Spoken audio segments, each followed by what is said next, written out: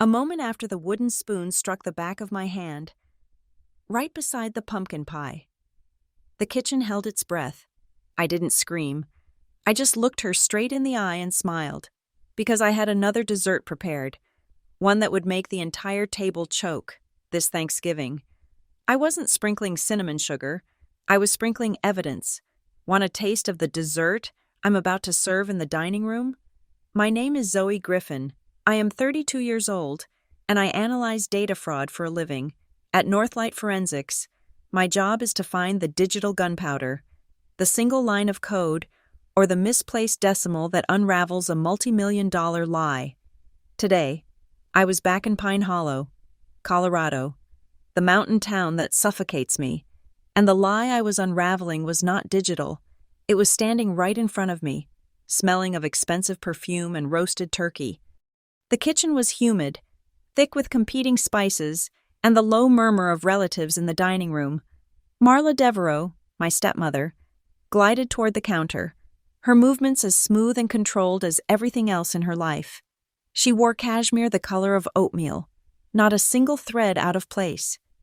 She surveyed my work, the pumpkin pie I had been forced to make, the one my father specifically requested. I was adding the final dollop of whipped cream. No, Zoe, she sighed, her voice a soft reprimand meant to sound helpful. It ruins the aesthetic. It must be centered. Before I could respond, she snatched the silver serving spoon from my grasp.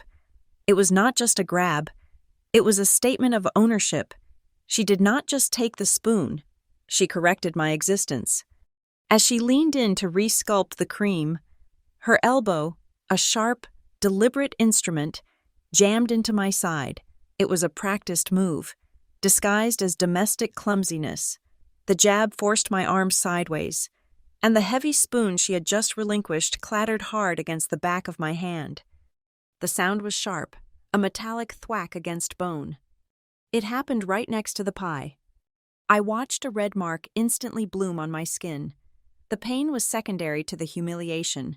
The entire kitchen, the simmering gravy, the ticking clock, the hiss of the oven, seemed to pause, holding its breath, complicit in her secret. I did not flinch. I did not pull my hand back. I simply let the pain settle in. I am 32 years old, not 12. I am an investigator. I am done reacting. My half-sister, Tessa, leaned against the far counter, scrolling through her phone. At 24, Tessa is the designated darling of the Griffin household 2.0. She saw the whole thing. She saw the elbow. She heard the spoon. She tilted her head, adjusted her silk headband, and kept scrolling. Apathy was her armor, gifted to her by Marla. In the dining room, I could hear my father, Elias Griffin. His voice was softer now, slurred just slightly since the mild stroke Marla had downplayed to everyone. He was the reason I was here. He was the anchor, and he was the victim. Marla finished her perfect swirl of cream. There, she said, placing the spoon down with a definitive click. See? Presentation is everything. I held her gaze. I did not rub my hand. Instead, I turned toward the oven, the old double-decker behemoth that had been here since my real mother was alive. You're right, Marla, I said, my voice even. It is.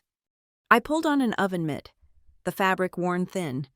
I was not checking the turkey. I was checking my contribution. I opened the bottom drawer, the warmer. The air that escaped was not just heat.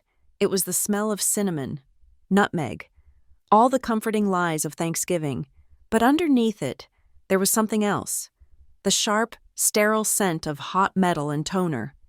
Inside, nestled behind a casserole dish of sweet potatoes, was my second dessert. It was a flat, fire-resistant tin box, the kind you use for petty cash or important documents. This one held the latter. It was sealed with heavy-duty evidence tape. I closed the drawer. The phone in my back pocket felt heavy. My father's text from an hour ago, sent while Marla was upstairs preparing, was still bright on the screen. Don't make waves, Zoe. Please, just a nice day. I stared at the words, don't make waves. It had been the motto of my life in this house. the plea that kept me silent while she rewrote our history. My gaze drifted to the oak shelf above the bread box. Tessa's latest toy. A bulky, slightly outdated DSLR camera. She was trying to become an influencer, documenting every curated moment of her perfect life in Pine Hollow, my cozy Thanksgiving with the fam. She called it her memory camera. I called it Exhibit A. While she had been upstairs agonizing over which filter best captured the autumnal vibe, I had spent 90 seconds in the kitchen alone. Her irregular SD card was now in my pocket. The card currently slotted inside that camera was a high-capacity, professional-grade drive, and I had done more than swap the storage. I had gone into the settings. It was not just capturing video anymore. I had activated the continuous audio recording. Right now, it was capturing the clink of ice in glasses, the hum of the refrigerator, and, if I was lucky, the distinct sound of metal hitting skin. The doorbell rang, and Tessa bounded out of the kitchen, finally animated. "They're here!" The audience had arrived. This was not just a family dinner. Marla did not do just family. She required validation. In shuffled the neighbors, the Hendersons, carrying a bottle of cheap wine. Then came my aunt, my father's sister, who always looked vaguely disappointed in everyone. And finally, the guest of honor, Pastor Mike. He was the moral authority in Pine Hollow, the man Marla confided in, the one who praised her Christian sacrifice in caring for my father. They were all here, sipping cider, admiring Marla's centerpiece, oblivious. They thought they were here for a feast. They were, but not the one they were expecting. They were my jurors. I leaned against the counter, letting the ambient heat from the oven seep into my back. Marla bustled past me, all smiles and air kisses for the guests. She hit me over a pie, a goddamn pumpkin pie. But I was not here to fight over the kitchen. I was not the 17-year-old she'd first pushed aside. I was here for the house, for my father's savings, for the last 10 years of quiet, insidious theft. I was here because Northlight Forensics taught me one thing. Everyone leaves a trail. Marla's trail was a mile wide. She turned back to me, her smile dropping instantly now that the guests were facing the other way. "Zoe, be useful. Take the coats." I did not move. I looked at the red mark on my hand, then back at her face. I let a smile, thin and sharp as a paring knife, touch my lips. "In a minute," I said, my voice low and pleasant. "You're going to love my post-dessert, Marla. I spent months perfecting the recipe." Her eyes narrowed. Confusion. She hated confusion. It was a lack of control. She registered the threat but could not identify the source. That was my specialty. Before she could formulate a response, the doorbell rang again. This one was different. It was not the melodic chime of a guest. It was a sharp, impatient buzz. "Who is that?" Marla snapped, annoyed at the interruption. "Tessa, get the door." "It's okay. I'll get it," I said, pushing off the counter. I walked past the smiling pastor, past my father, who looked small in his armchair.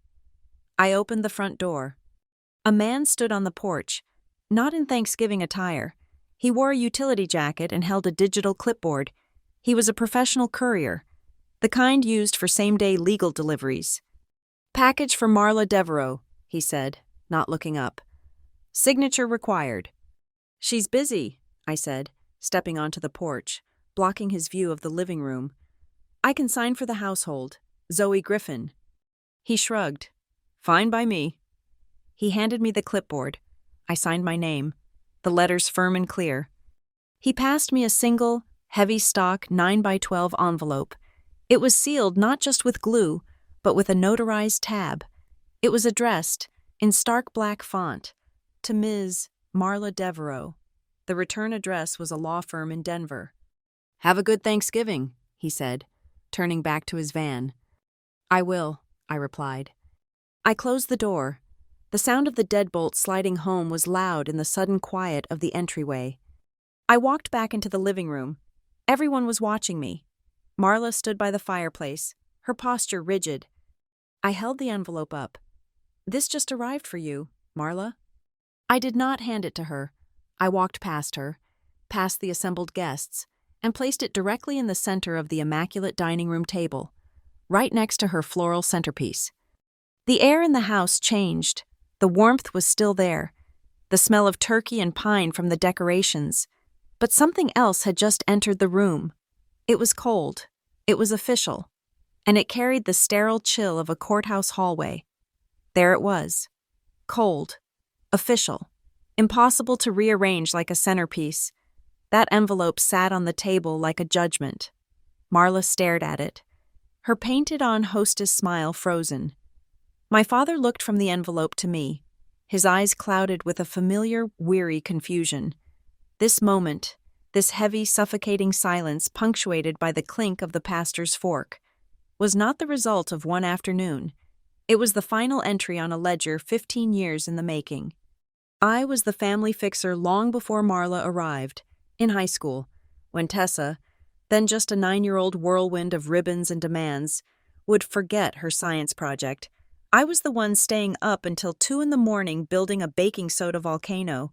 When she got the blue ribbon, she beamed. I cleaned up the glue. When the sprinkler system my dad and I installed went haywire, I was the one who diagnosed the pressure valve issue, Marla, who was just dating my father at the time. Praised Tessa for having such a lovely garden. I was invisible. I was the structural support, the unseen wiring in the walls that made everything run, and I was used to the credit going elsewhere. Then Marla moved in. I was 17. She arrived with a set of matched luggage and a sympathy for my father's lonely life that was as cloying as her perfume. At first, she was all gentle suggestion. "Don't you think the blue curtains are a bit dreary, Elias?" "Zoe, honey, that band t-shirt isn't really appropriate for the dinner table, is it?" My father, lost in a fog of grief after my mother's passing and charmed by this elegant, decisive woman, agreed to everything. The gentle suggestions quickly became household law. Her control was absolute. Starting with the schedule, we will eat at 6:30, not 7, and then, almost immediately, the money. I remember the day she offered to balance my father's checkbook. "You have enough on your mind. Darling," she'd cooed, taking the ledger from his desk. He never saw it again. That first Thanksgiving with her set the precedent. I had always made my mother's sausage stuffing. It was the one thing that still felt like her. I walked into the kitchen, celery and onions chopped, and Marla physically blocked my path to the stove. "Oh, Zoe, no," she'd said. Not unkindly, that was her weapon. The velvet-gloved dismissal. "We're having a chestnut and apricot dressing this year. It's much more sophisticated." She'd pointed to a mountain of potatoes in the sink. "You can be in charge of peeling those, and the dishes. Of course, we need to protect the aesthetic of the meal." I was banished from the culinary part of the day, relegated to scullion. I spent the entire dinner service shuttling plates, my hands raw from hot water, while Tessa was praised for helping Marla arrange the centerpiece. The first real clue, the first piece of hard data, came a year later. I was 18, packing for my freshman year of college, getting out of state, as far as Pine Hollow's gravity would let me go. I was looking for my birth certificate in my father's study, a room Marla had redecorated in shades of beige, tucked in his desk blotter. I found an invoice for a high-end patio furniture set. It was for over $5,000. The bill was addressed to Elias Griffin, but the payment method listed at the bottom wasn't his Visa or his checking account. It was an American Express card, one I'd never seen, with a different billing address. I couldn't make out the name, but I knew the account number wasn't his. I took a picture of it with my phone. It was the first file in a new, very private folder. I chose my major for a reason. Data science wasn't just a career path. It was a search for objective truth. I learned how to see patterns in chaos. I interned at a firm in Chicago that specialized in supply chain fraud. I learned how easy it was to steal, not in one big heist, but in 1,000 tiny justifiable cuts. You create a shell company, you invoice yourself for consulting fees, you overpay for services, you divert inventory. It was a blueprint. When I came home for breaks, The house felt less and less like mine. The mail was the next thing to go. The old wooden table in the hall, where the day's post was always fanned out, was suddenly empty. "Where's the mail?" I asked, looking for my own bank statement. "Oh, I've had it all rerouted to a post office box. Sweetie," Marla said, not even looking up from her magazine. "So much clutter. I handle all the correspondence now. It keeps things tidy." The bank statements, the investment reports, the property tax bills, all vanished. She had built a firewall around my father, and I was on the outside. Then came last year's Thanksgiving. It was the pumpkin pie incident, iteration 1. It was almost a perfect replay of today. I'd brought a pie. Marla had criticized the crust. But last year, I'd talked back. "It's Dad's favorite," I'd said. In front of 2 neighbors and my aunt, Marla had snapped. She didn't just push my hand, she slapped it, hard, with the flat of a silver serving knife.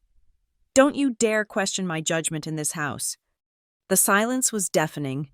I looked at my father. He just stared at his plate. Tessa, busy taking a selfie, pretended not to notice.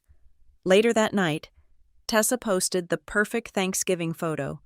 Marla, Elias, and herself, all glowing by the fire. I had been the one to take the picture, at her request. I was, as always, just out of frame. The true catalyst, though, was my grandmother's death 8 months ago. Lydia Vale, my father's mother, was not a woman you could fool. She was sharp, pragmatic, and had despised Marla from day one. "That woman," she'd tell me, "vacuums the air out of a room." Lydia had lived in the ancestral home, the old Victorian on the hill, the one that was supposed to be my father's inheritance. At her funeral, there were whispers. Her old bridge partner, a woman named Agnes, gripped my arm by the casket. "Your grandmother was worried," she breathed, her voice papery. "Worried about Elias. She told me she was adding something to her will, a codicil. She called it about the house. She said she didn't trust Marla with the keys to a tool shed, let alone the family home." Marla, of course, orchestrated the entire funeral. She was the star, the grieving daughter-in-law, draped in black, accepting condolences with a tragic grace. It was a performance worthy of an award. 2 days later, she gathered us in Lydia's study, the small, iron safe tucked behind a painting of a hunting dog, where Lydia kept her bonds. The deed, and her jewelry, was sealed. "I've had a new lock put on," Marla announced, sipping tea. "For security, with Lydia gone, we just can't be too careful. We'll let the lawyers sort out what's inside when probate clears." She smiled at me. "Just to make sure nothing precious gets misplaced." That was the moment. I stood on the cold, wraparound porch of my grandmother's house, watching Marla instruct a gardener to rip out Lydia's beloved, unruly rose bushes. I looked at the new, shiny padlock on the study window. I made a vow. I would not be back for another holiday. I would not be back for another polite dinner, another passive-aggressive insult, another slap on the wrist. The next time I returned to Pine Hollow, I wouldn't be coming as a daughter. I would be coming as an investigator. I would be coming with a warrant, metaphorical or otherwise. I would not be coming to just eat dinner. I would be coming to serve it. And now, here we were. The audience was assembled. The first course was sitting on the dining room table, sealed in a 9x12 envelope.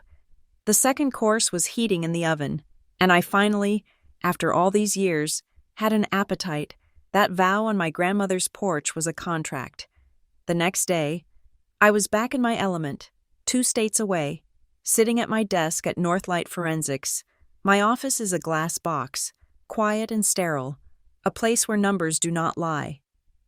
I told my boss I needed to work remotely on a sensitive family matter. He trusted me. I put my headset on, pulled up my multi-screen display, and I began to build the map. Marla Devereaux was no longer my stepmother. She was my target. I started with public records, the things anyone can find if they know where to look. Property tax records for the Pine Hollow house. They were being paid, on time. But the payment source was an account I didn't recognize. A business checking account. This led me to the state's business registry. I searched her name. Nothing. I searched her maiden name. Nothing. I searched her initials. And there it was. Devereaux Hearth and Home, LLC. Incorporated 18 months ago, just before my father's health had started its notable decline, but well after Marla had secured her post office box. The address listed for the business was that same P.O. box. Hearth and Home, the audacity of it. Now I had a name. I used Northlight's proprietary software to trace its digital footprint. Devereaux Hearth and Home had no website, no employees, no Yelp reviews. It had only one thing: a business checking account. Getting into my father's finances was the next step. Marla had locked me out of the main accounts years ago, but she'd forgotten about the old joint savings account my father had set up for me when I went to college, the one he'd occasionally deposit birthday money into. I still had paperless access. I logged in. The account was almost empty, but the transaction history was a goldmine. For the past 18 months, there had been a series of small, regular withdrawals: $500, $1,000, $750, all transferred out. The recipient? Devereaux Hearth and Home, LLC. She was bleeding him dry in increments, small enough to fly under the radar, but the graph I generated showed the truth. The frequency and amount of these transfers had quadrupled in the 6 months since his stroke. The stroke? That was the pivot point. I cross-referenced the dates of the larger transfers with my father's medical timeline, which I'd pieced together from Tessa's vague, hospital day posts and my own stilted phone calls with him. The pattern was chilling. The largest withdrawals corresponded precisely with the weeks he was most vulnerable. The week of the stroke itself. The week he was discharged. The week he'd had a bad reaction to his new medication. This brought me to the at-home care invoices. Marla had emailed me one, complaining about the cost, a strategic move to justify her control. "You wouldn't believe what these services cost, Zoe. It's astronomical." I pulled up the invoice. The provider was listed as Pine Hollow Home Care. The cost was indeed astronomical. I searched for the company. Like Hearth and Home, it had no digital presence, no state license, no listing with the Better Business Bureau. I checked its address. It was Marla's post office box. She wasn't just stealing from him. She was invoicing him for the privilege, using a shell company that charged him for the care she was ostensibly providing as his wife, while simultaneously paying her other shell company with his money. The final piece was the power of attorney. This was the weapon she'd used to consolidate her control, the document that gave her the legal right to manage his affairs after the stroke. I had to see it. I called his bank, identifying myself as his daughter, concerned about potential fraud. After a 40-minute hold and a transfer to the fraud department, I convinced a sympathetic manager to email me a copy of the POA they had on file. It came through as a PDF. I opened it, and I almost laughed. The signature, Elias Griffin, was perfect. It was a beautiful, flowing script, the kind of signature he'd had 20 years ago. It was not the signature of a man whose right hand shook so badly he could barely hold a fork. I pulled up the birthday card he'd sent me 3 months ago. His signature on it was cramped, spiky, and barely legible. She had forged it. She'd likely traced an old signature, so confident that no one would ever dare to check. I had enough. This wasn't a family dispute. This was a criminal case hiding in plain sight. I did not call a Pine Hollow lawyer. I called Ray Monroe. Ray is a forensic accountant turned litigator in Denver. We'd used her as an expert witness on a case in Chicago. She is cold, fast, and allergic to bullshit. I booked a 2-hour video consultation. I didn't give her the emotional backstory. I shared my screen and presented the data, the business registry, the bank transfers, the graph showing the escalation, the fake home care invoice, and finally, the 2 signatures, side by side. Ray was silent for a full minute.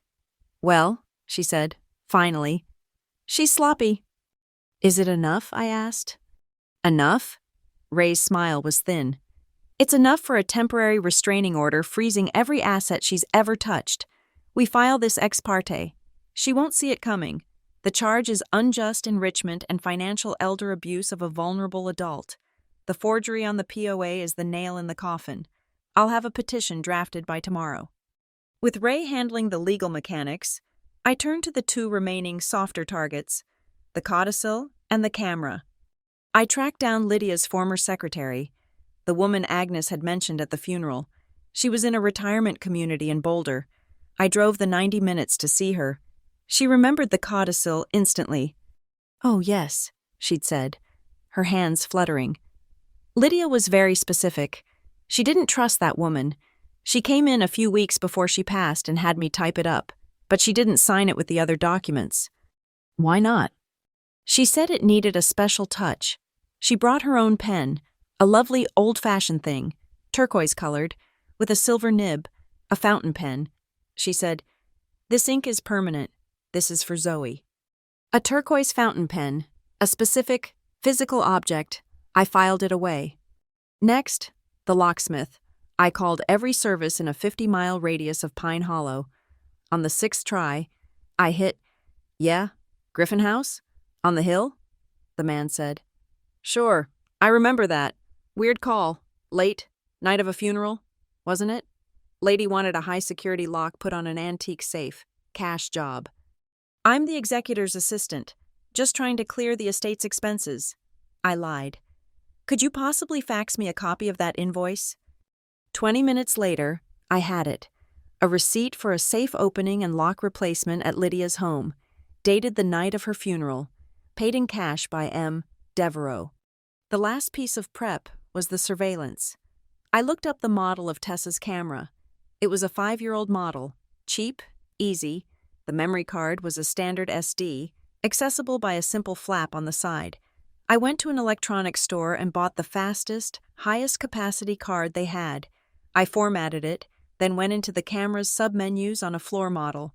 I found the setting, Activate Audio Record on Video. I toggled it to On. Then I found another setting, deep in the firmware. Voice activated. The camera would start recording audio even if the video was off. As long as it detected conversation, it was perfect. By the time I was done, my desk was covered in printouts. I began to assemble the final timeline. I tacked it to my wall, a spiderweb of deceit. March 10th. Devereaux, Hearth and Home LLC registered. March 12th, first transfer, $500. April 2nd, Elias's stroke. April 4th, forged POA filed with bank. April 5th, transfer, $5,000. April 9th, Tessa posts, Mom is a saint, nursing dad, 24/7. April 9th, invoice from Pine Hollow Home Care for $3,000. May 1st, Lydia Vale dies.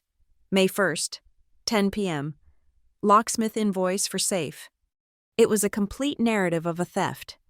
I scanned every document and sent the encrypted file to Ray. She replied an hour later. "The petition is filed. We have a hearing date. I've also added a request for an independent forensic accountant to take possession of all books." My final call was to a process server company in Denver that serviced the mountain towns. "I need papers served," I said. "Address?" I gave him the Pine Hollow house. "Date and time?"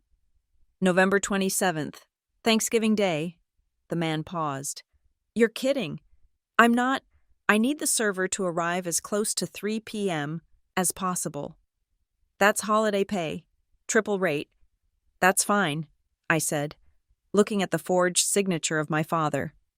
"Bill it to this card. I want to make sure she gets it right after the turkey, right when everyone is sitting down for dessert." The call, 2 nights ago, had set the final wheel in motion.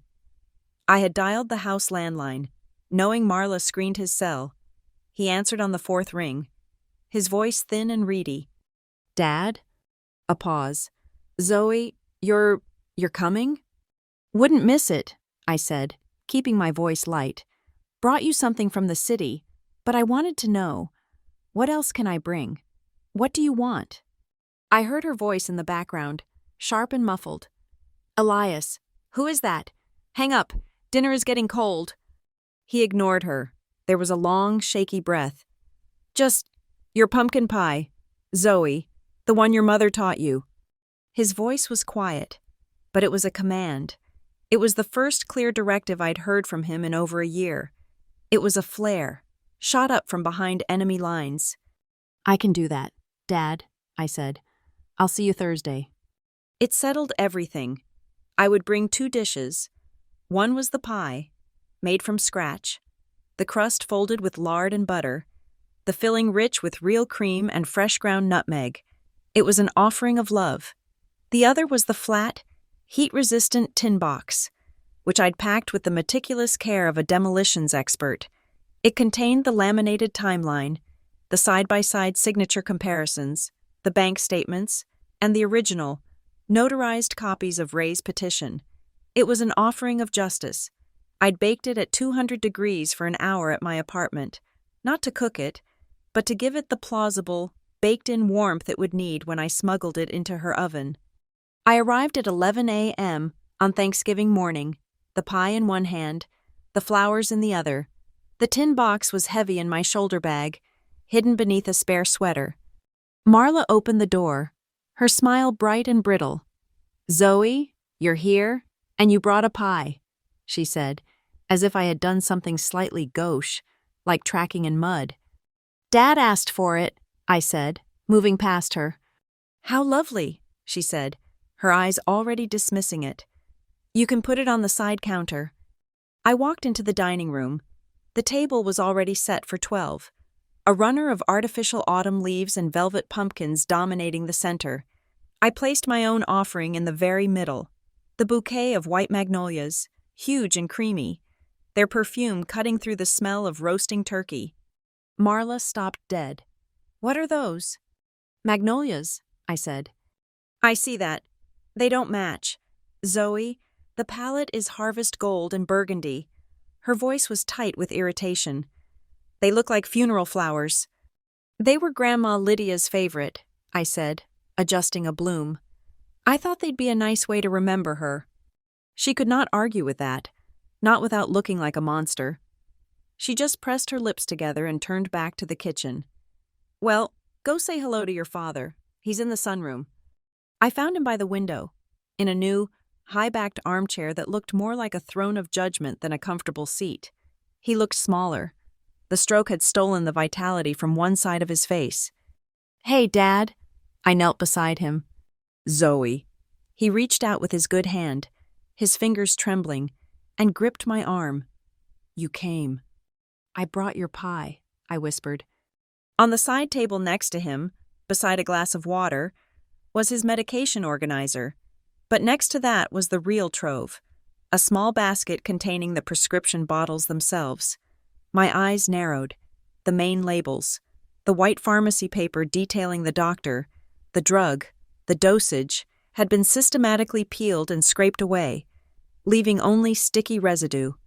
She was not just managing his medication, she was obscuring it. But she had been sloppy.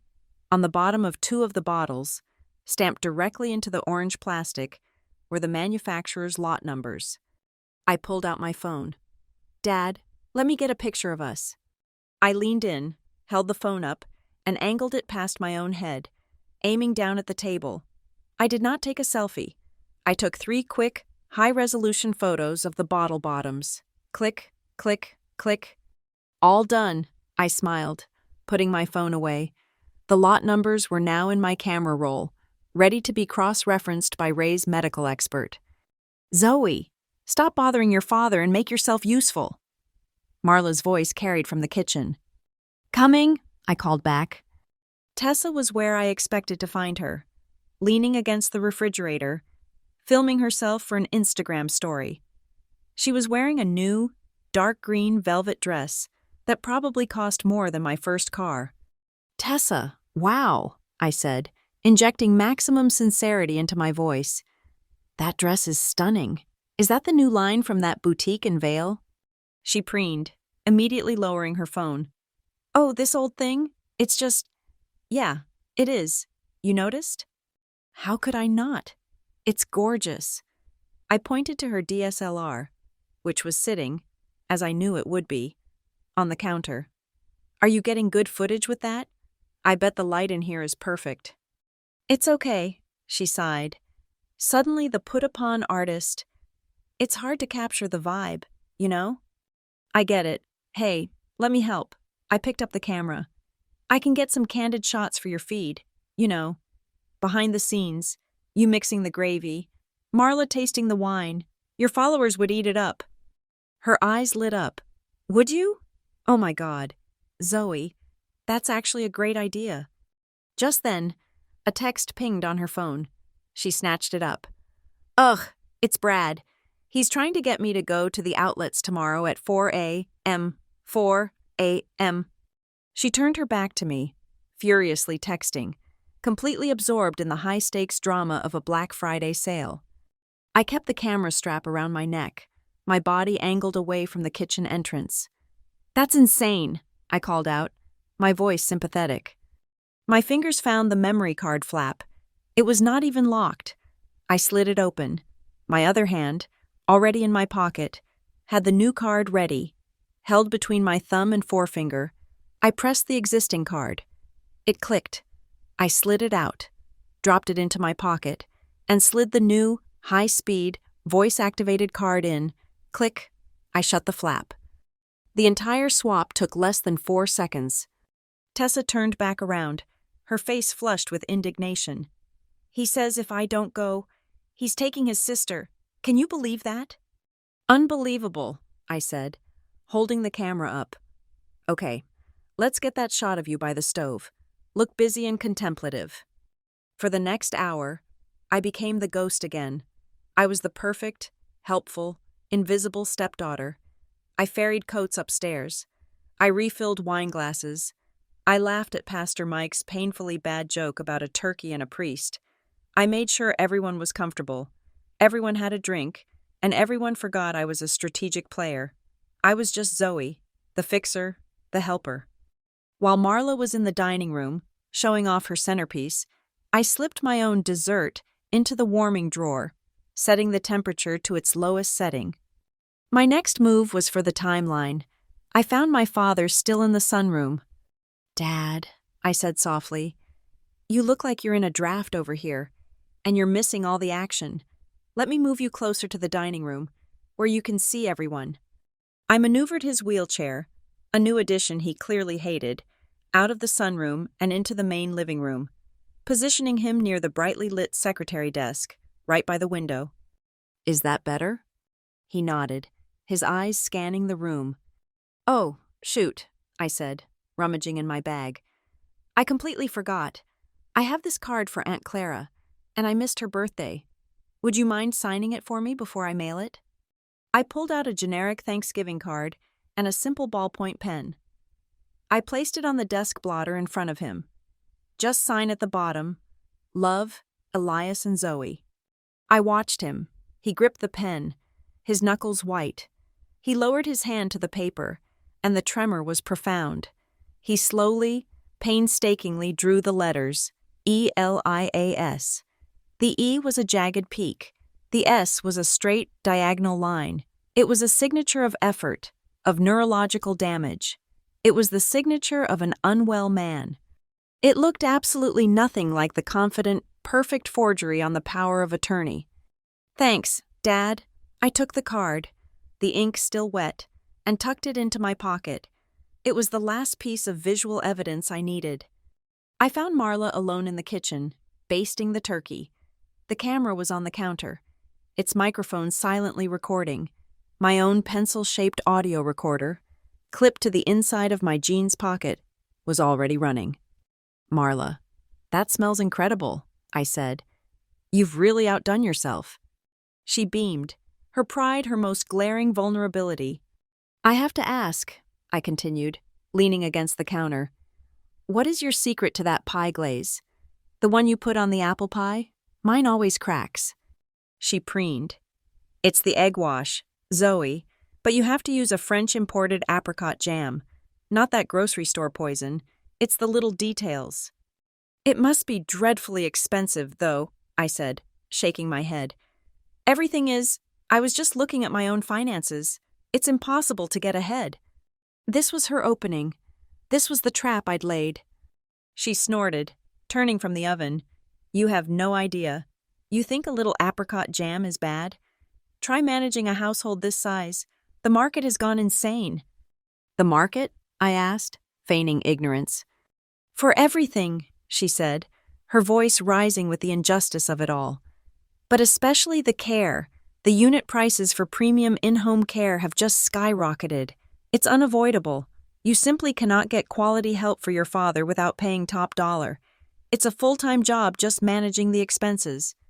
Unit prices, market rate, premium care. She was quoting the exact buzzwords from her own fake invoices.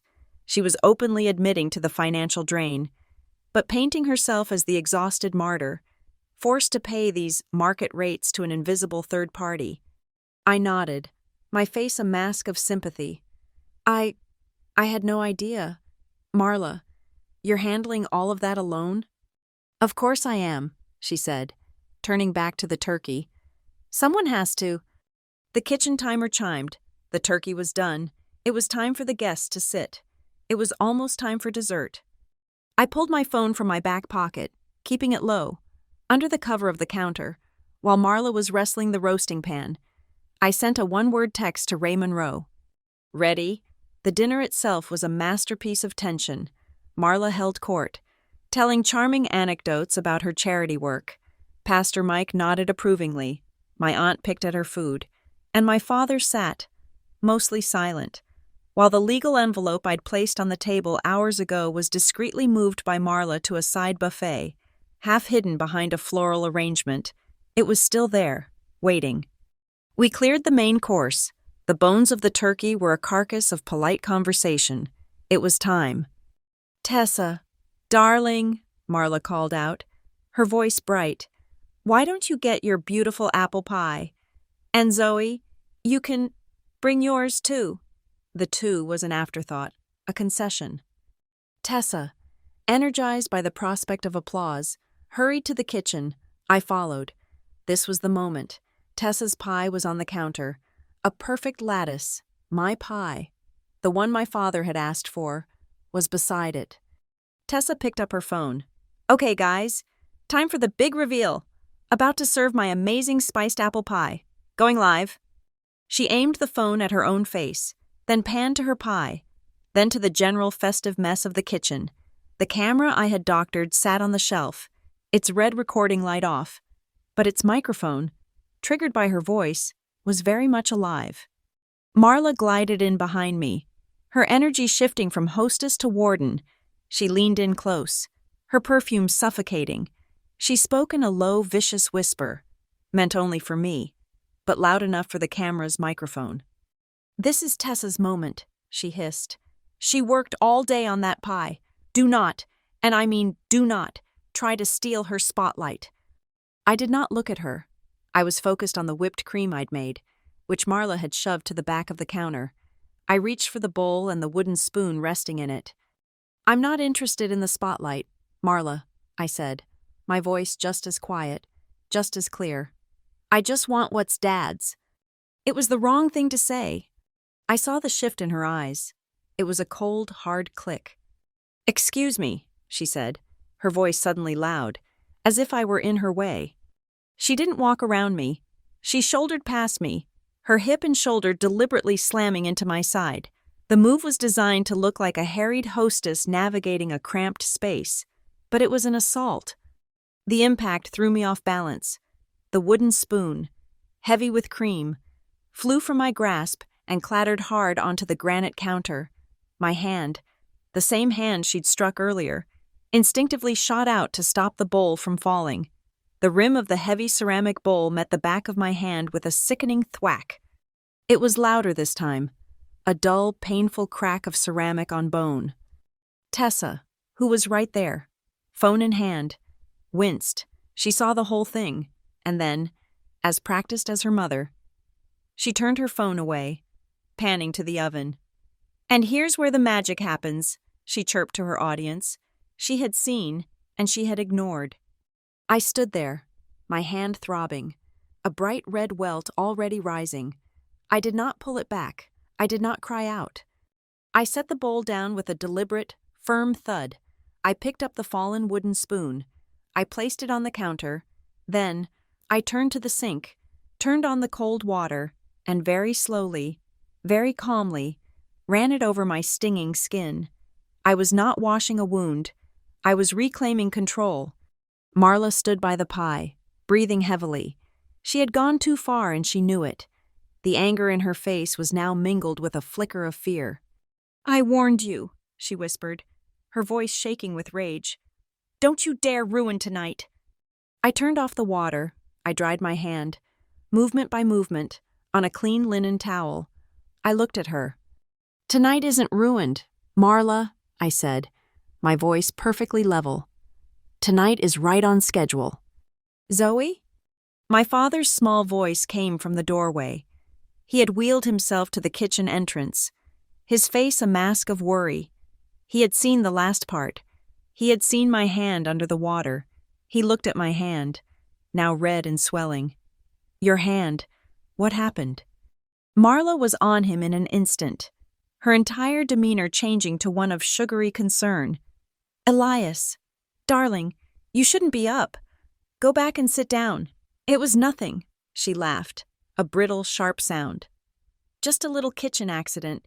Zoe was being clumsy. Weren't you, Zoe?" She almost dropped the cream. I walked past her. I put my good hand on my father's shoulder.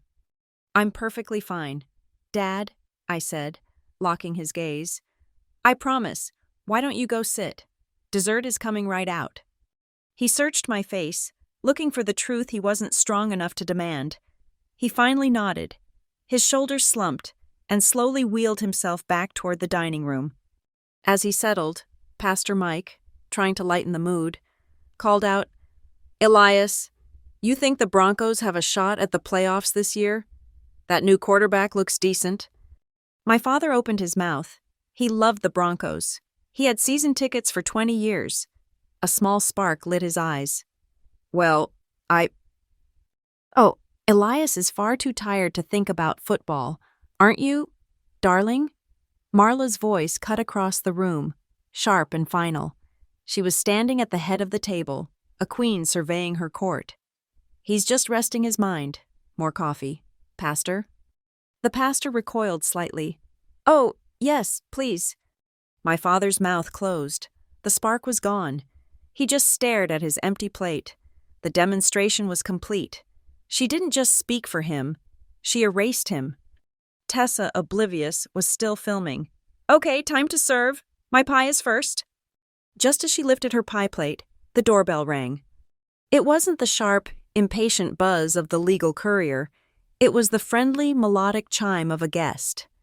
"Who on earth is that?" Marla snapped, her social mask slipping again. Tessa, still filming, went to the door. "Oh my God, it's the Hendersons. You guys are so late." Our neighbors, Tom and Cheryl Henderson, burst in, loud and apologetic, holding a bottle of red wine. "The traffic on the pass was a nightmare. We are so sorry. Did we miss the turkey?" Marla was instantly transformed. "Cheryl, Tom, of course not. Come in, get a plate. We were just about to have dessert." All eyes were on the new arrivals. Marla was laughing. Tessa was hugging Cheryl. Tom was booming a joke to Pastor Mike. The room was a swirl of distraction. No one was watching me. I turned back to the kitchen. I slipped on an oven mitt. I walked to the double oven and pulled the handle on the bottom drawer. The warmer. A wave of sterile heat hit my face. I reached in and pulled out my second dessert. The flat metal document box was hot to the touch. The evidence tape I'd sealed it with still perfectly intact. I stripped off the oven mitt. I picked up a polished silver serving tray. I placed the hot metal box squarely in the center of it. Tessa was walking back into the dining room, her perfect apple pie held high. I walked out right behind her, holding my tray. The Hendersons were just settling in. My father was watching me, his eyes wide. Marla was smiling at Tessa, her back to me. "Dessert," I announced, my voice cutting through the chatter, "is served." Tessa placed her apple pie in the center of the table, a triumphant, steaming monument to her domesticity. "Ta-da!" she announced to the room. "Beautiful, Tessa," Pastor Mike said, smiling. Then I set my tray down. It landed on the oak table with a heavy, metallic thud that was not festive. The sound cut through the polite applause for Tessa's pie. On my silver tray was not a pie. It was the flat, fire-resistant tin box, the overhead chandelier, the one Marla had installed after ripping out my mother's fixture, cast hard, bright reflections on the steel. It looked cold, clinical, like a piece of equipment from my lab. Every eye in the room swiveled from the pie to the box. "Zoe, what on earth is that?" my aunt asked, her voice sharp with curiosity. "Did you burn something?" "In a way," I said. I looked at Marla. Her smile was gone. "This is the second dessert, Marla, the one I told you about." I broke the evidence tape seal with my fingernail. I lifted the lid. The hinges made a small, stiff squeak. Inside there was no food, just paper and plastic and metal. I began to set the table, my way. First, I placed down a stack of papers, bound with a simple clip. "This," I said to the room, "is a copy of the temporary restraining order and petition for injunctive relief, filed with the district court." "The what?" Tom Henderson asked, looking confused. "It's a request to freeze all of my father's assets, pending a full forensic audit," I explained, my voice calm and clear. Marla let out a short, sharp laugh. "Zoe, have you lost your mind? What are you playing at? This is Thanksgiving." "I know exactly what day it is." I continued my presentation. I laid out the next item, a single, laminated sheet. It was a graph. This is a timeline of the past 18 months. The blue bars are the transfers from my father's savings account to an LLC called Devereaux Hearth and Home. The red line is my father's reported health. You'll notice the transfers spike dramatically. I tap the graph. Here, the week of his stroke, and here, the week his medication was changed. "Devereaux Hearth and Home," my aunt murmured, looking at Marla. "Isn't that—" "It's my consulting business," Marla snapped, her voice too high. "Elias and I are partners. It's perfectly legal." "Is it?" I said. "Then you won't mind this." I placed the next item down, a high-resolution photograph of the lot numbers from my father's medication bottles. "These are the lot numbers from the prescriptions you're giving him. 2 of them are for a generic beta blocker. The third one, the one you give him for his nerves, isn't a prescription at all. It's an over-the-counter sleep aid, a strong one, not recommended for stroke patients." A collective gasp went around the table. "How dare you," Marla breathed. "You come into my home." "My father's home," I corrected. "And I'm not done." I picked up the remote for the 60-inch smart television hanging over the fireplace. "Tessa, your camera is amazing. It connects right to the TV, doesn't it?" Before Tessa could react, I turned the TV on and activated the screen-sharing function. My phone's camera roll appeared on the large screen, magnified for everyone to see. "This," I said, pointing, "is the signature on the birthday card my father signed for me 2 nights ago."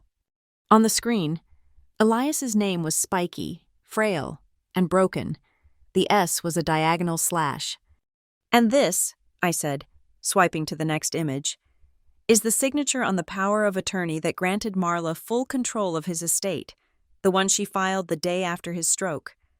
The second signature was perfect, flowing, confident, utterly, completely different. The S was a perfect round curve. "The difference," I said, "is what a handwriting expert calls tremor versus line quality. One is the signature of an ill man, the other is a forgery, a very sloppy one." The room was dead silent. Even the Hendersons, who had just walked in, were frozen, wine bottle still in hand. Marla stood up, her chair scraping loudly. "This is insane. You're insane. You've been watching too much television. Zoe, this is a fantasy. Elias, tell her. Tell this ungrateful child to stop this performance." All eyes turned to my father. He was gripping the arms of his chair, his face pale, his breath shallow. "She's right about one thing," I said. "It's time for a performance." I tapped my phone. It was now screen-sharing my audio files. The room was suddenly filled with Marla's voice, recorded just an hour ago in the kitchen. "You have no idea. You think a little apricot jam is bad? Try managing a household this size. The market has gone insane, especially the care. The unit prices for premium in-home care have just skyrocketed. You simply cannot get quality help for your father without paying top dollar." The audio clicked off. Marla's face was white. "The unit prices for Pine Hollow Home Care?" I asked, my voice dangerously soft. "The company that shares a post office box with Devereaux Hearth and Home? The company that doesn't exist? Was that the premium care you were referring to?" The guests were no longer guests. They were witnesses. My aunt's hand was at her throat. Pastor Mike was sitting bolt upright, his face grim. Tessa was staring at her mother. Her own phone forgotten, its live stream long dead. My father's hand was shaking violently. I walked over to the buffet and picked up the last item from my tray. It was a single, elegant, turquoise-colored fountain pen with a silver nib. I placed it on the table with a quiet click. "Grandma Lydia didn't use a ballpoint," I said, "just loud enough for everyone to hear. She signed all her important papers with a pen just like this, with turquoise ink. She told her secretary it was permanent." I walked to my father. I gently pulled his chair away from the table, turning him so he could face the room, so he could see the television screen with the two signatures side by side. I knelt beside him, putting my good hand on his trembling one. "Dad," I said, speaking only to him, "you don't have to say a word if you don't want to. Just look at the screen. Look at the signature that gave her your money. Just yes or no. Dad, did you sign that power of attorney?" He stared at the screen. The room held its breath. He turned his head, his eyes, watery but clear, finding mine. A single shaky breath. "No," he whispered. It was barely audible, but it echoed in the silence like a gunshot. "No, power of attorney." Tessa made a small, strangled sound. "Mom," she whispered, turning to Marla. Mom? What did you do?" Marla did not answer. She was staring at my father, her face a mask of pure, unadulterated hatred. She grabbed the linen napkin from her lap, her knuckles white, twisting the fabric as if it were my neck. And in that perfect, terrible, pin-drop silence, the doorbell rang. Not the friendly chime. The sharp, impatient, official buzz. The buzz from the front door was rude and electric. It hung in the air, demanding an answer. No one moved. Marla was a statue of fury. Her eyes locked on me. Tessa looked like she was about to be sick, her hand over her mouth. "I'll get it," Tessa half whispered, a desperate attempt to return to normalcy, to pretend this was just a late guest. "No," I said, my voice calm. "Let him in, Dad." This was the true test. I looked at my father.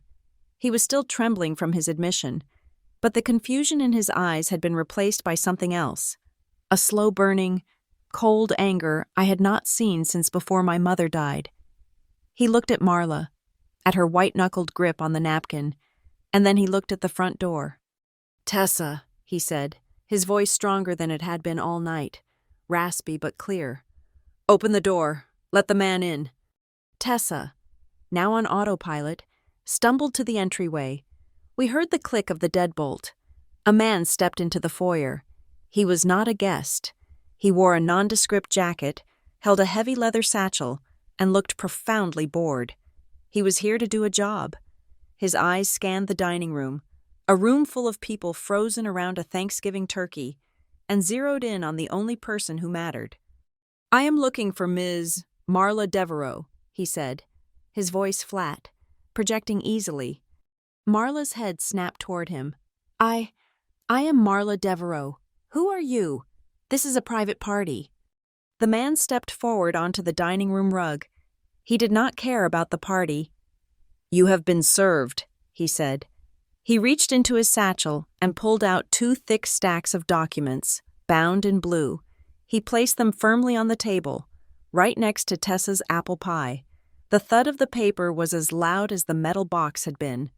This, he said, tapping the first stack, is a summons and notice of lawsuit filed against you in the district court. This, tapping the second, is an ex parte order for a temporary restraining order on all financial assets associated with Elias Griffin, and a formal demand for accounting. He looked at my father. Mr. Griffin, I am required to inform you that a hearing has been set to review this order. He glanced at his watch. It is scheduled in 72 hours. He pulled a small digital camera from his pocket, snapped a quick photo of Marla standing by the papers, and then one of the table as a whole. You'll find copies for your counsel included. Good evening. He turned and walked out. The front door clicked shut, leaving a vacuum in his wake. The silence that followed was different. It was no longer shocked. It was clinical. Marla stared at the papers as if they were a snake. The Hendersons, who had just walked in, were edged toward the door. You know, Cheryl, Tom Henderson said, his voice strained. I think we left the stove on. We should go. They were gone before the latch clicked. My aunt and Pastor Mike, however, were rooted to their seats. They were no longer guests. They were witnesses in a legal proceeding. This is... Marla's voice was a dry rasp. This is theater. This is a ridiculous, childish misunderstanding. It's not a misunderstanding, Marla, I said. I reached into my pocket, pulled out my phone, and tapped the screen. A new voice filled the room. This one was sharp, fast, and utterly devoid of emotion. Ms. Devereaux? The voice crackled from my phone's speaker. Marla flinched. This is Ray Monroe, counsel for Elias Griffin. I'm on speakerphone with Zoe. I just received confirmation of service. I'm calling my lawyer, Marla spat. This is harassment, slander. You can't just... You should absolutely call your lawyer, Ray's voice replied, smooth as ice. And when you do, have them review the ex parte order. Let me summarize what it means for you. Right now, as of 3:02 p.m. today, all joint accounts are frozen. All credit cards held in Elias's name or jointly are suspended. You are legally prohibited from transferring, selling, or gifting any asset, real or liquid, from the marital estate. Any attempt to do so will be considered contempt of court. Ray paused, letting the words sink in. This was not a family fight. This was not a screaming match in a kitchen. This was the quiet, immense, crushing weight of the law, pressing down on Marla's shoulders. It was gravity. The petition also includes, Ray continued, a request for a full independent accounting of Devereaux Hearth and Home and Pine Hollow Home Care. We have your P.O. box, Ms. Devereaux. We will be subpoenaing your bank records tomorrow morning. Marla was deflating. The rage was being replaced by a cold, calculating panic. This is based on her lies. These are misunderstandings. Elias, tell them. I did it for us. I did it for the family. My lawyer advised me not to speak with you, my father said, his voice quiet, his eyes on the table. That's correct. Elias? Ray's voice cut in. Marla, I'm sure your attorney will want to negotiate. We're open to that. But until then, we have some outstanding items. I looked at Marla. She was breathing fast. You've got your legal papers. Zoe, what more do you want? I want to know where it is, I said. Where what is? Grandma Lydia's codicil, I said. The one she signed with the turquoise fountain pen. The one that was in her safe. Tessa, who had been silent, her face pale, suddenly spoke. The codicil? Mom. She looked at Marla, her eyes wide with a new, dawning horror. Mom, you told me you were just holding that. You said you were keeping it safe until the lawyers asked. Marla's head whipped toward Tessa. You be quiet. Tessa, you don't know what you're talking about. She confirmed its existence, Ray's voice noted, clinically. Thank you, Tessa. You were keeping it safe? I said. pulling another folded paper from my pocket. I unfolded it and laid it on the table. Is that why you called a locksmith to Lydia's house at 10 o'clock at night? The night of her funeral? Is that when you kept it safe? I placed the invoice from the locksmith on the table. It showed the charge for emergency safe opening and lock replacement. Marla looked at the invoice. She looked at Tessa. She looked at me. A final warning, Ms. Devereaux, Ray's voice said, dropping a full octave, colder now. The petition filed today includes sworn affidavits regarding a pattern of behavior. Not just financial, should you threaten, intimidate, or in any way harm Zoe or Elias. We will immediately file for the accompanying order of protection, which has already been drafted, any violence, and you will be removed from the home. Do you understand me? The threat of physical removal, the mention of violence. It landed. Marla's eyes darted to my hand, the one she had struck, now red and swollen. She looked at my father, small and vulnerable in his chair. She looked at the pie. Tessa was crying, silent tears running down her cheeks. Mom? Marla's shoulders slumped. The fight was gone. The performance was over. She had been the hostess of this magnificent, cruel party for 15 years, and now she was just a defendant, sitting at a table full of cold food and subpoenaed documents. She looked at the slice of apple pie on her plate, the one Tessa had served her. She had a small, silver dessert knife in her hand. Slowly, with a hand that was now visibly trembling, she placed the knife down on the china plate. The sound, a small, sharp clink of metal on porcelain, was the loudest sound in the world. It was the sound of surrender. I let the silence hang for a moment. Then I stood up. I walked to the pitcher on the buffet and poured a glass of water. I walked to my father and placed it in his good hand. It's okay, Dad, I whispered, my voice for him alone. You just sit. I'll handle the rest. He looked up at me, his eyes clear. He nodded, and he took a sip of water. The sound of the dessert knife hitting the china was a full stop. The performance was over. Marla, the consummate hostess, the unassailable matriarch, was now just a woman in a very expensive sweater, trapped at the head of her own table. She did what I knew she would. When the legal attack failed, she pivoted to the psychological one. She began to cry. They were not the hot, messy tears of Tessa. They were practiced, perfect tears, welling in her eyes and rolling down her sculpted cheeks without smudging her makeup. She looked at Pastor Mike, her face a mask of wounded martyrdom. Pastor, she whispered, her voice trembling beautifully. You know me. You know my heart. Everything I did. It was for this family. She turned her gaze on my aunt, then on the Hendersons who were still frozen by the door, and finally on my father. Elias, darling, I was only trying to protect us. The bills. She choked on a sob. No one understands the bills. The medical costs after the stroke. They are astronomical. Thousands. Tens of thousands of dollars. And the prices of everything. This inflation. I was just moving money around to keep us afloat. To keep this house. To keep our family together. Is that so wrong? Her performance was stellar. I could see Pastor Mike softening. I could see my aunt's expression flicker from outrage to confusion. This, I knew, was how she had won for 15 years. I let her desperate plea hang in the air for 1, 2, 3 beats. Then I tapped my phone. Protecting the family, Marla? I asked. Or protecting your assets? A new audio file played. It was not the recording from the kitchen. This was older. From a file I'd recovered from a shared cloud account she'd forgotten I had access to. It was her voice, giddy, talking to one of her friends 2 months ago. Oh, it was perfect. The insurance payout for the hail damage on the roof was for $30,000. 30. But our guy, you know, the one from Vale, he did the patch job for 5, cash. Elias just signs what I put in front of him. He doesn't even read the insurance forms. The other 25?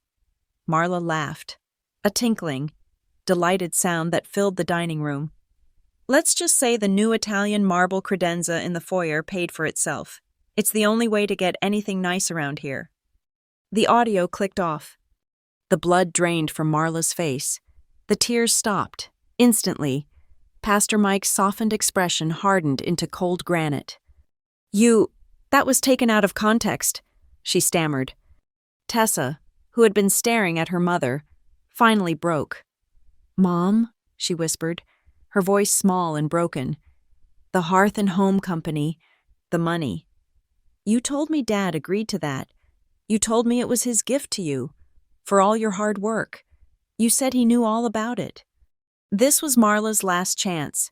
If she could get my father to nod, to just give one small sign of agreement, she might still spin this as a misunderstanding. She locked eyes with him, a desperate, silent command. Back me up. Lie for me. My father looked at Tessa, at her tear-streaked, devastated face. He saw the daughter who had been her shield, the one who had been complicit in her own ignorance, and the grief in his expression was profound.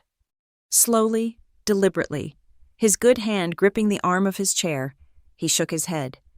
Just once, no. Tessa let out a small, strangled gasp and covered her mouth, her entire body shaking. Oh my God, Mom, he didn't know. He didn't know any of it. He knew what he needed to, Marla hissed, her mask of martyrdom shattering, revealing the cold fury beneath. He knew what you allowed him to know, I said. I reached back into my metal box. I pulled out 2 8x10 photographs, laminated.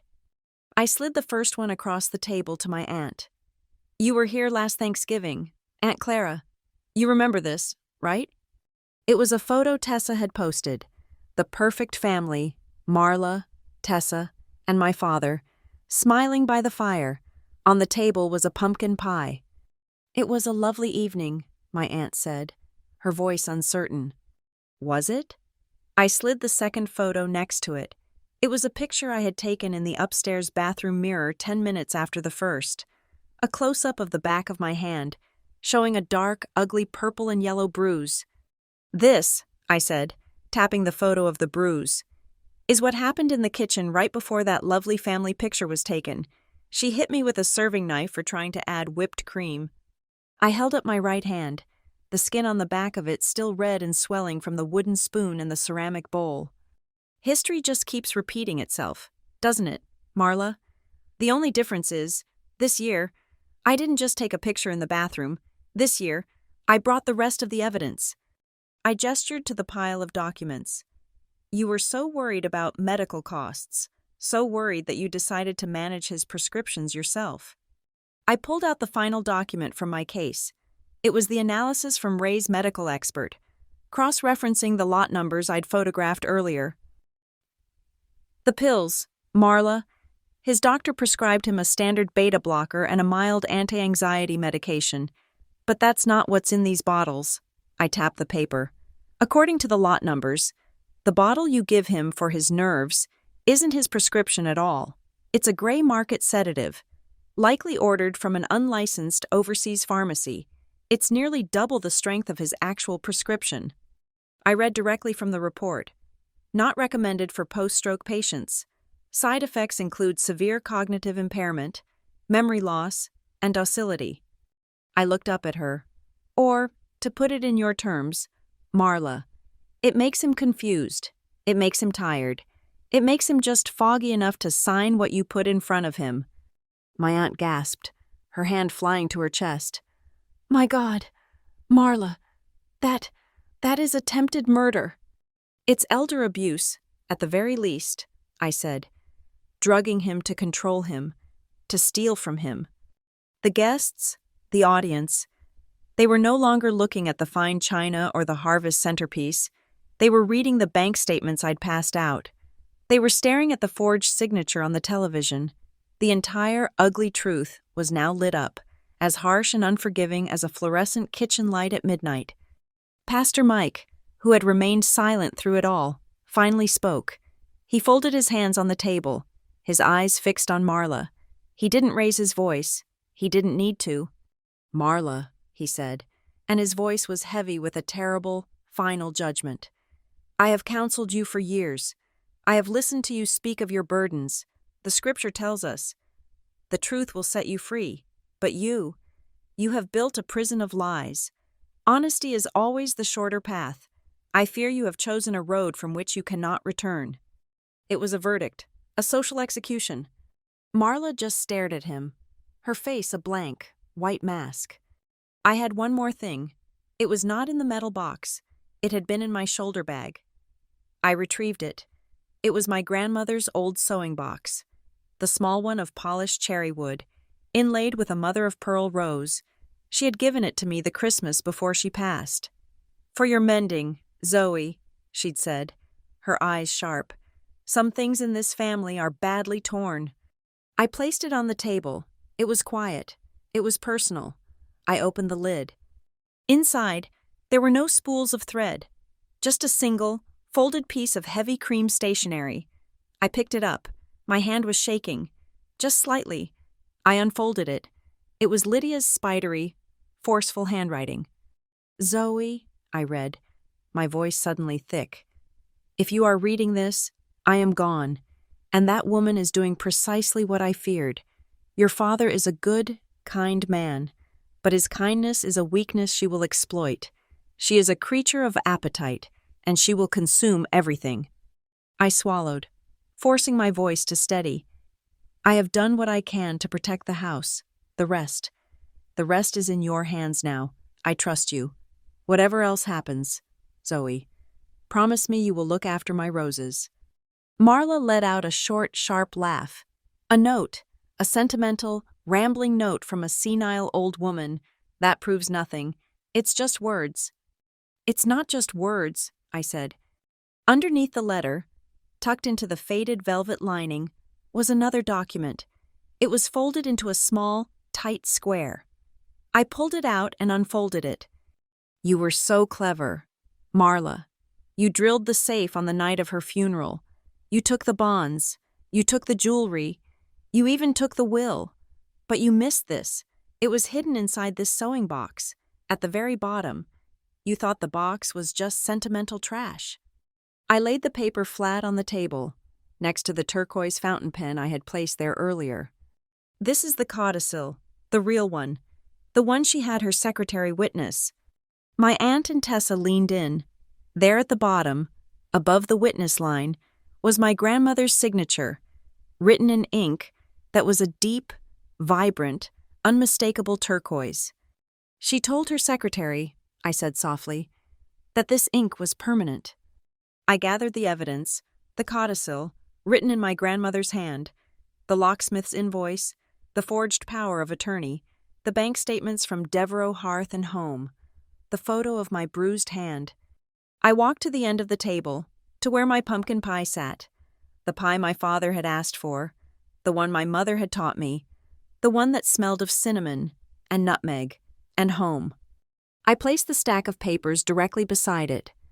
"You were right about one thing, Marla," I said, my voice quiet, but it carried across the entire silent room. "Presentation is everything." I had returned the scent, the flavor, the very essence of this holiday, to its rightful owner. The truth was finally served. Marla's face, which had been a mask of white shock, contorted. The momentary collapse was over, and one last, desperate strategy remained. She rose from her chair, not with the grace of a hostess, but with the rigid posture of a cornered animal. "You've done it, haven't you?" she hissed, her voice low and venomous. She was no longer performing for the room. She was speaking directly to me. "You think you're a hero, Zoe. You think you've won." She gestured around the room, at my aunt, at Pastor Mike, who both looked away, unable to meet her gaze.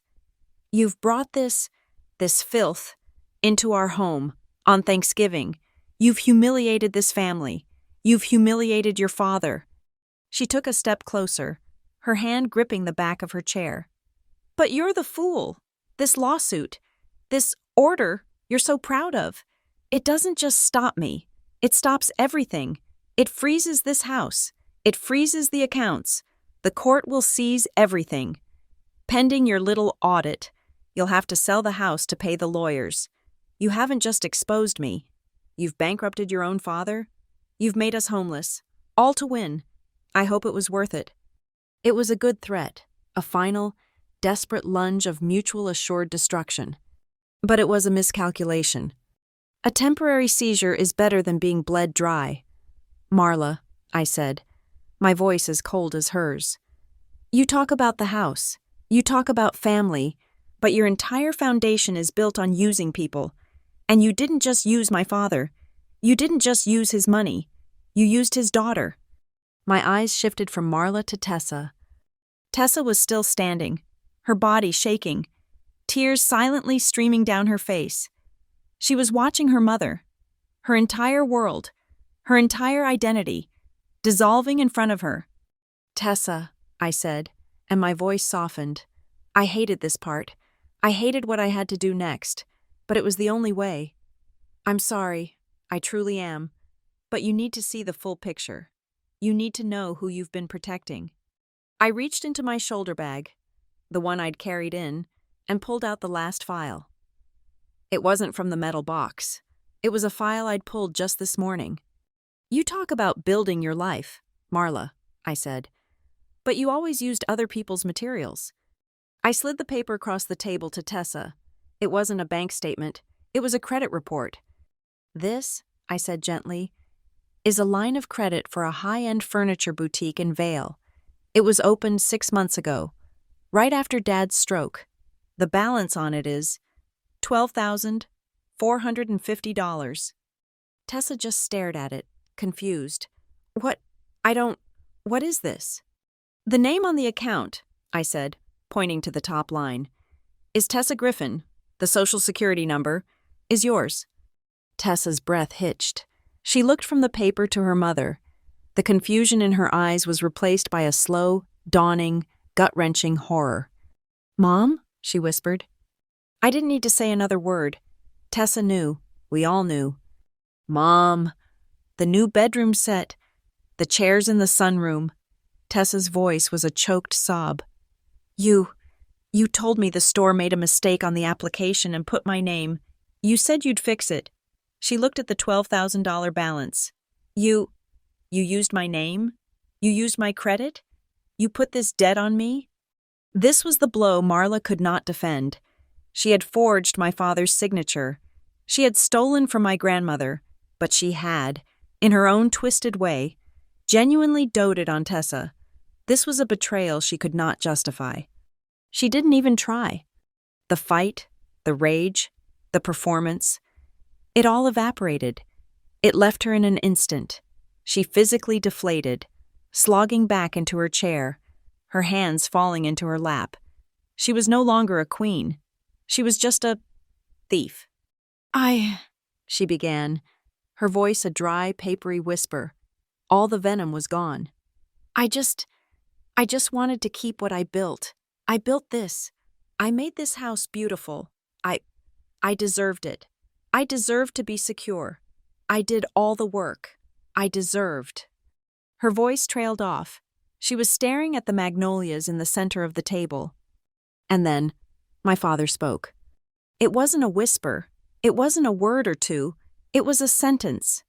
His voice was rough, like gravel, unused, but it was loud. It filled the room. "The house," he said. Everyone froze. Marla's head snapped up. My father was looking at the magnolias, his good hand gripping the arm of his chair. Lydia built this house. The money was my money, from my mother, not yours."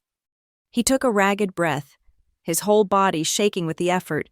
He turned his head, his eyes burning into Marla, and then he slowly, deliberately, turned his gaze to me. He pointed his trembling left forefinger, not at Marla, at me. "Zoe keeps," he said. "Zoe protects, not you." It was a judgment. It was a verdict. It was the final, absolute transfer of power in this house. Tessa let out a strangled cry and stumbled back, covering her mouth.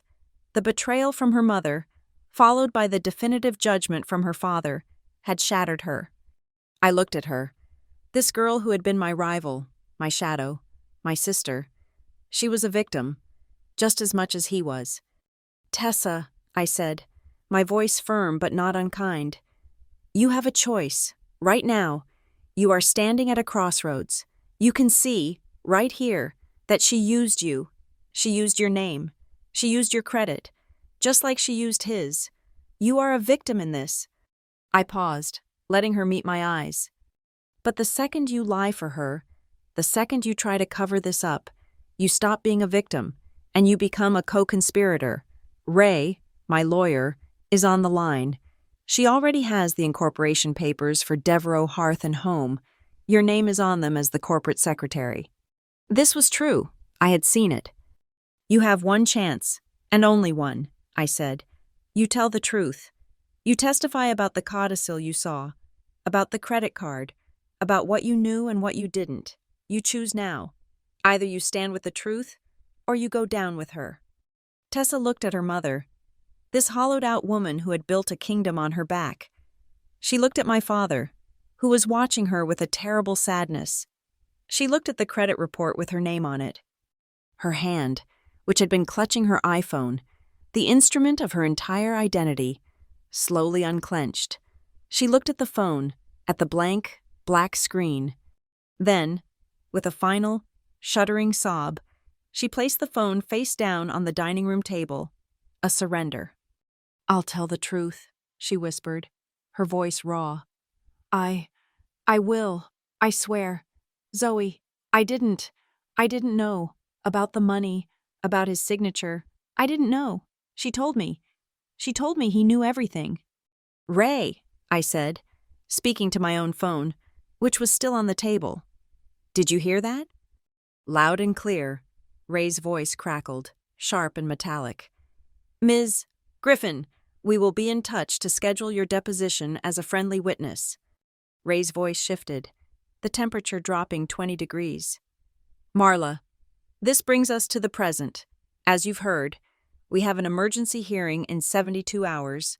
At that hearing, a judge will make this temporary order permanent, and he will appoint Zoe as temporary conservator of your husband's estate, based on the evidence of forgery, theft, and medical endangerment. We will win that hearing." Ray paused. "Or we can settle the interim terms, right now." I reached into the stack of papers the process server had delivered, the ones Marla hadn't dared to touch.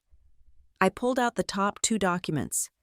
"This," I said, sliding the first one over to her, "is the official notice of emergency hearing, and this," I slid the second one on top of it, "this is a pre-drafted consent agreement. Here is the on-site proposal. Marla."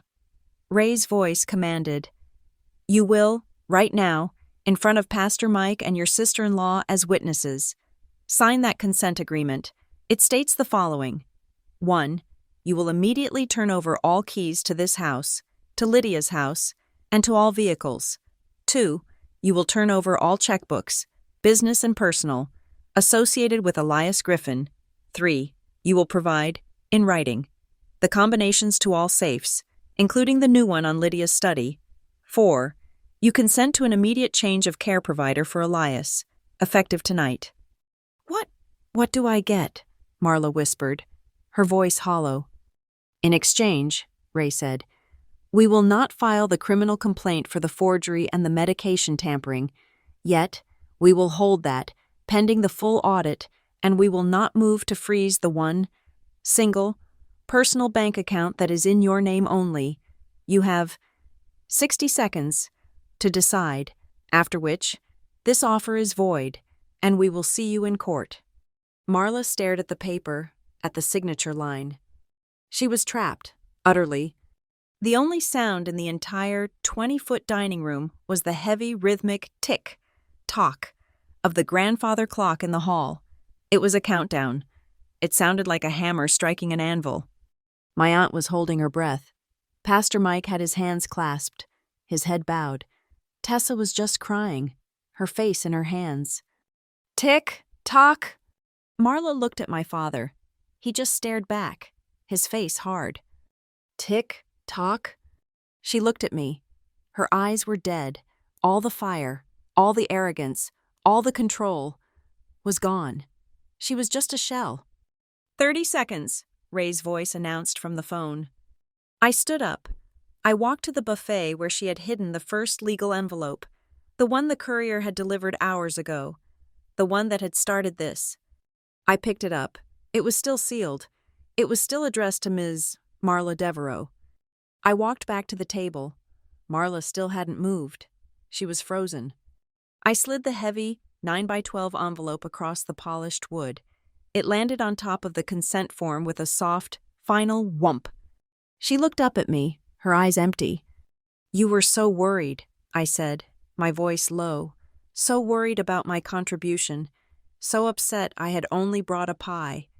I tapped the envelope with one finger.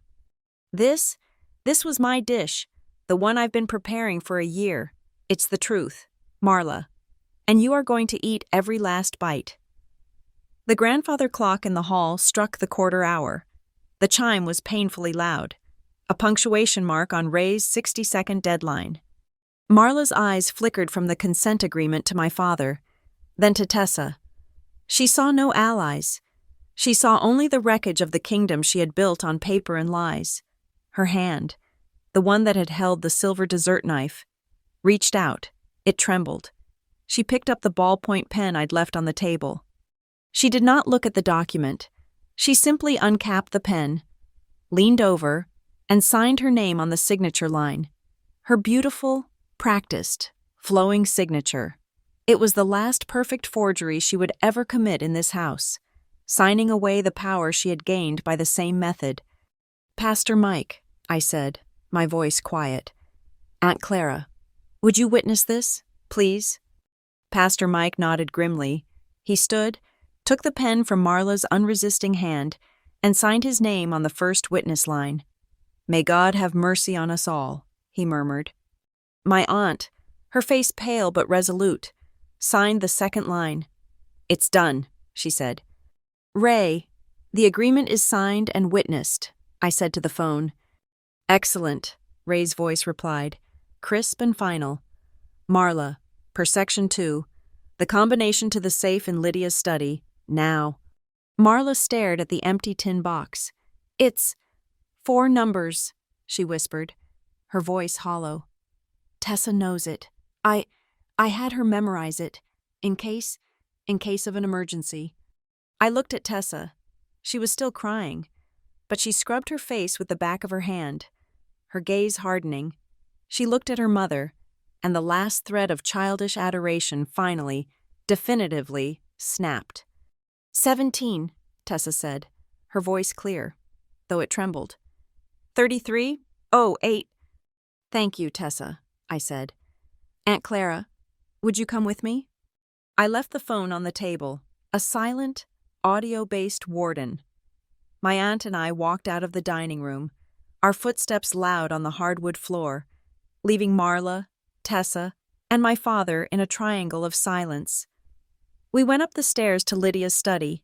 The new, high-security lock Marla had installed was cold to the touch. My aunt held the flashlight from her phone as I punched in the numbers. 17, 33, 8. The mechanism clicked. The heavy iron door swung open with a hydraulic hiss. Just as I had suspected, there, in a neat, organized stack, was everything. Lydia's original, leather-bound will, the one that left the house to my father, but not to his then-current spouse, unless he predeceased her. There were the bearer bonds Lydia's secretary had mentioned. There was my grandmother's diamond engagement ring, the one Marla had claimed Lydia wanted to be buried with. "She took everything," my aunt breathed, her hand at her throat. "She just looted it, like a grave robber." "She missed one thing," I said. We returned to the dining room. I placed the bonds and the will on the table, on top of the other evidence. Then, I tapped the cream-colored paper I had taken from the sewing box, the one with the turquoise ink. "But this," I said to the room, "is the document that matters now, the codicil she didn't find." I held it up. "Ray, I'm reading from the witnessed codicil of Lydia Vale.